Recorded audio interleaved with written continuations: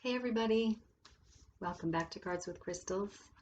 I wanted to do a little reading for us as we close out July 31, and we move into August. I have to say a word that has been coming up a lot for me lately, and I hear it and I feel it, is the word thrive. And I think I'll probably write about this a little bit in my newsletter. So if you haven't subscribed to my newsletter, please do so with the link in the bio. That was my dog shaking the chair, by the way. But anyhow, I want to talk about the word thrive a little bit. It just keeps coming up, and I think it's a really important word. You know, what does that mean to you, to thrive? Is it, just a wilted plant that we have to give some water to try to make it thrive? Or is it a robust stalk that is just growing and reaching toward that light, and that's thriving? Like, what is it to you? I think it's worth pondering a little bit. So I'm going to pull 3 cards, as I said, as we close out July. Just what can we leave behind in July, and what can we do as we step into August? And, for a lot of us, every day is something new. We're navigating different things every day. Not that we don't normally do that in our lives, but I think maybe at a greater degree these days. So let's get some cards here. I am using the card deck Whispers from the Ocean. It's actually Whispers of the Ocean. I say from sometimes, but I'd like to have it correct. Whispers of the Ocean. And I'm just going to pull 3 cards. I'm going to pull a card for past, for present, and for future. As you all know, the readings are meant as a guide to you only, information for you, energy for you to work with, and nothing is set in stone. And we all have choice, make our own decisions, and of course live with the consequences of our decisions. So that card is for past. And if I can have a card here for present.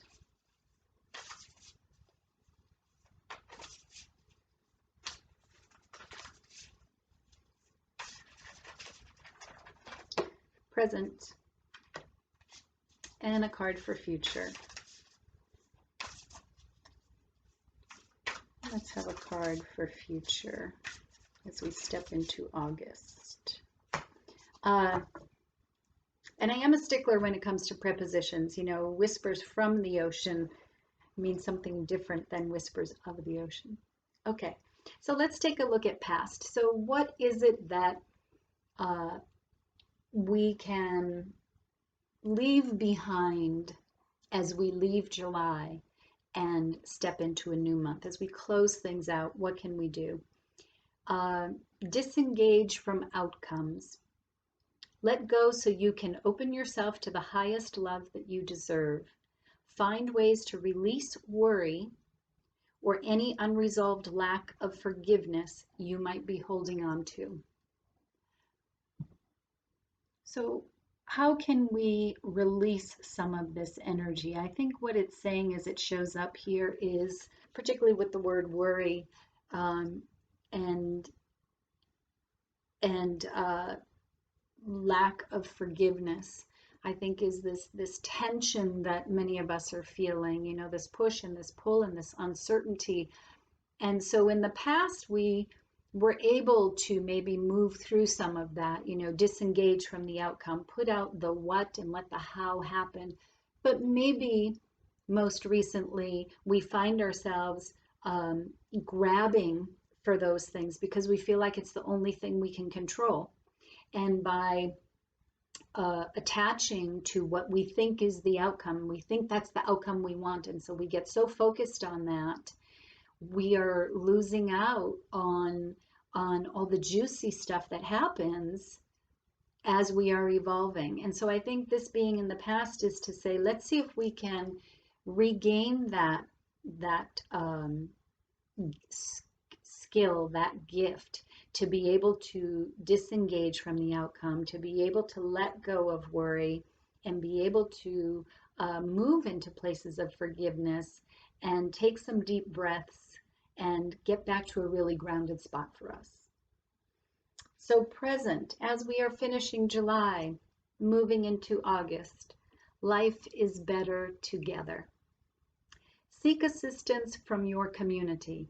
Your vibe attracts your tribe. Connect with family, friends, or others who will support you. It can be as simple as making a phone call. So I think, we all are working on different ways to connect with our tribe. Our usual ways of connecting with people, we've had to become very creative. And so as we are moving into this last day of July, moving into August, let's remember that. So many of us are in shelter at home, quarantine, certainly social distancing. And so that may feel a little bit like this has become very intolerable or very lonely. And so remember that being together, as hard as it is, doesn't necessarily have to mean being in the same physical room. That we can be creative in how we connect with people. And maybe with some of this creativity, we will be connecting on deeper levels.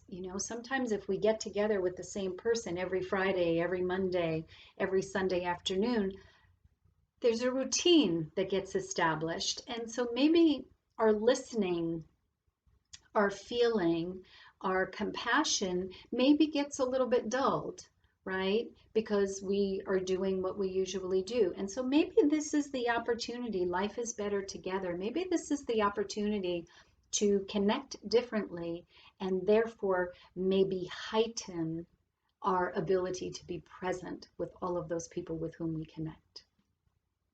As we head here in the future, so future, of course, is if you like the guidance, let's follow it. If you don't like the guidance, pay attention, right?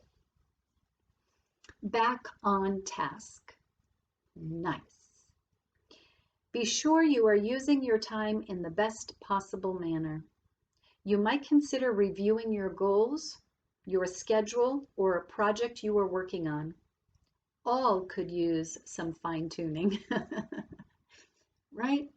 And again, I think this speaks to being creative with what we have, being creative with the environment in which we find ourselves right now. There are things outside of our control, right? There's pretty much everything is outside of our control. How we respond to it and what we do with it is our choice, and we have absolute control over that.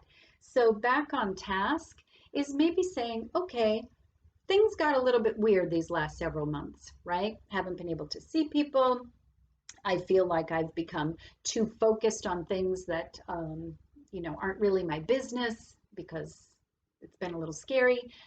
So let's get back on track. Let's get back on track to that place where we feel like we are centered, we feel more grounded, we feel more inside our bodies without the fear and the worry and the concerns and uncertainty that really can take us way outside of that. And then it becomes just this little whirlwind that we've suddenly lost control of everything, right? All of our ability to stay focused and stay grounded just feels like the carpet's been ripped out from under us. So let's get back on track. So if it's sitting in some quiet, this is Whispers of the Ocean. The ocean is deep.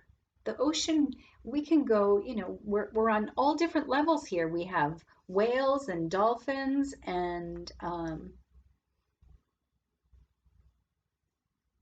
going to have to check what this little one is, but it's all different levels, right? The creatures of the ocean swim at all different levels, and on all different levels there's different life forms and things that support those life forms. So that's us. We are different levels. We're not just this one thing. So let's deep dive and figure it out. Like, get in touch with it. Get in touch with what you feel. Get in touch with what you believe. Get in touch with what you want because you need to thrive, right?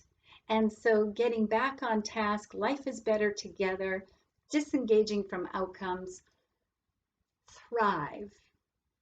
I guess that is just the word that just keeps coming. And that is what I want for each and every one of you, that you feel like you are radiating. You feel like your joy is just coming out your ears. And when we feel that way, we look that way. That's what we communicate, whether we're seeing someone in person, whether we're speaking with them on the phone, or whether it's the words that we choose on a text or in an email, right? That comes across. Let's radiate our joy and help the collective thrive. So that is my message closing out July, stepping into August, and I'll see you next time. Thank you.